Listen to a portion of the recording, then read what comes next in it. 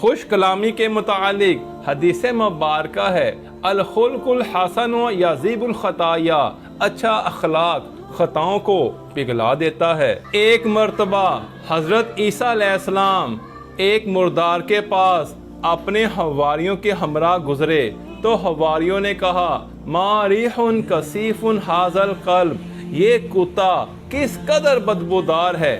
یہ سن کر حضرت عیسیٰ علیہ السلام نے اپنی خوش کلامی سے فرمایا، ما اشتد بیاض اسنانہ، اس کے دانت کس قدر سفید ہیں۔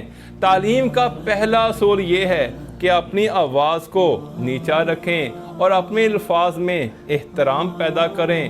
لفظ واپس پلٹ نہیں سکتے، کتنا مشکل ہے گفتگو کرنا، لہٰذا پہلے تولیں پھر بولیں۔ بہلول دانا سے ایک تاجر نے ادب سے عرض کی کہ یا حضرت، تجارت کے لیے کیا خریدوں؟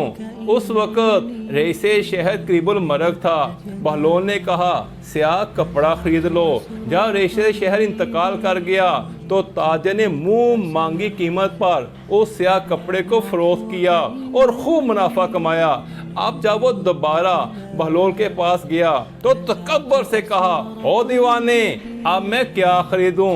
بہلول نے کہا، تربوز خرید لو۔ جب تاجر نے کاروبار شروع کیا تو تربوز باوجہ گرمی خراب ہو گیا، اس کو سخت نقصان اٹھانا پڑا۔ وہ تاجر قاضی کے پاس جا کر مقدمہ درج کرواتا ہے۔